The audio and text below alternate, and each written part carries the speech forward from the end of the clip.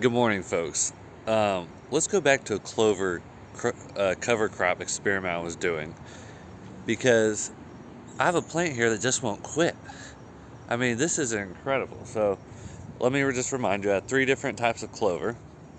One was in this bed, and as you can clearly see, it's done. The heat and the dryness just knocked it out. Done. Gone. Like, no green. Okay, there's a little bit of green, but 99% of it's done. Same with this other one. There was another plant in here with this big tall clover, and it's done. So I assumed. Let's get turned around real quick. Let me show you something. All right, so this clover had gone to seed, and so I assumed, all right, it's done. It's gonna die too. And then yesterday I come out and let's just back up on this plant a little bit. And all of these new white flower heads have come out of this plant. And right next to old ones that have gone to seed. So let's check this out real quick. So we've got all these nice, beautiful white flowers. And we've got these chunks of seed here. So as far as I'm concerned, this is awesome. I mean, I'm not gonna lie, the plant itself doesn't look great, but it's putting out more flowers, which is good for pollinators. And I don't know if this is just me or I missed it last time, but it's fragrant. Like, I was standing, this far away, and I was smelling something sweet, and I was like, is this really this clover? So I got closer up, and sure enough, it's giving off a very sweet smell. So this is really interesting to me. So I was about to just cut it down because I thought it's going to seed. It was probably done, but it is persisting through the dryness and through the heat, and I'm not irrigating it much. There's some basil in there, so I'll throw some water in there every so often, but this is just really incredible to me.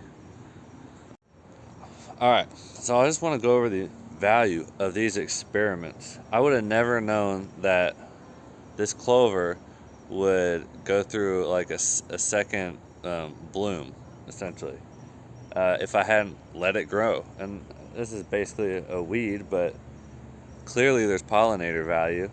I think in one of my other videos I showed wasps on it. I've seen a lot of ladybugs on this plant. I just saw a little pollinating fly go by. And now as far as a forage quality, right now it doesn't have many leaves. I think it's got like a second wind, it's blooming one more time, and then it's going to go down because there's some leaves that are yellowing. Oh no. Oh no. There's actually new growth on here. Look at that. Here, hold on. Let's see if we can clear that up. Alright, maybe not. But I'm seeing new growth on here. Maybe it's coming back. So I'm just gonna not cut it down and let it go. It may have like a full second wind, and hopefully it like doubles in size. That'd be amazing. But I mean, if you can just see here, this is a new flowering head coming out with new leaves. And this is so weird because most clovers, they don't the other clovers I was experimenting with, they didn't do this. Not even close. Maybe one of them would have, but I took it out. Actually no, because it was dying when I took it out. Sorry, squirrel up in the tree. But if you're not experimenting, you're not learning new things. And so I've already collected a bunch of seed off of this, and I'll probably get some more.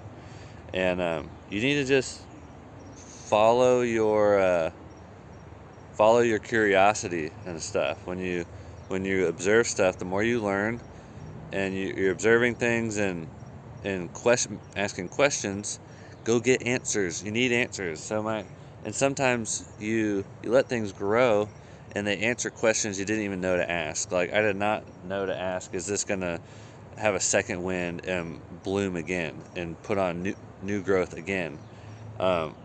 I didn't even think to ask that. I was just wondering, is it going to be good for pollinators and is it going to be good for forage? I already know it's good for soil. It's a legume. It's putting nitrogen in the soil. That's cool. But, so I already knew that one benefit, but I didn't know the rest of this. A longer lasting plant is better, you know?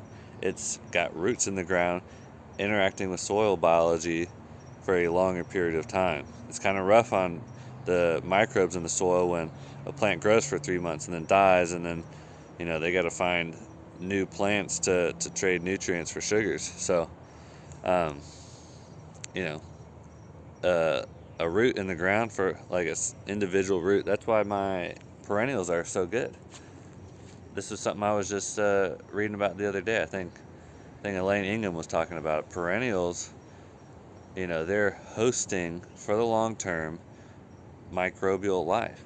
Oh, and then not just microbial life, also decomposers like worms.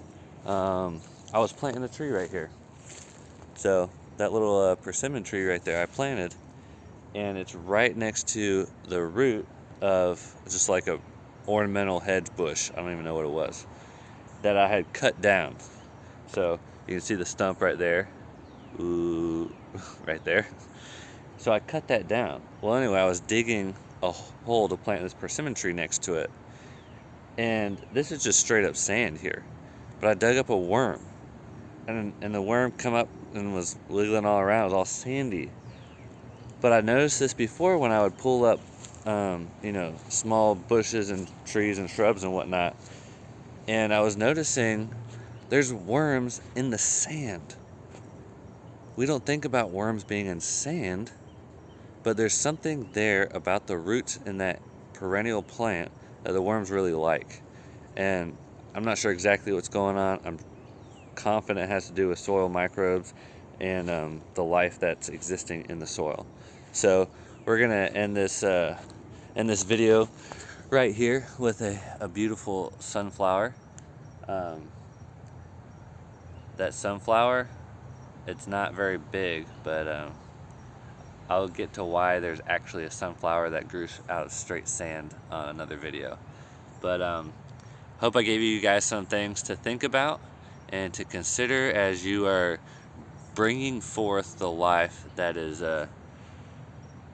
given to us out of the soil. So God bless you guys. Have a great day and put some seeds in the ground.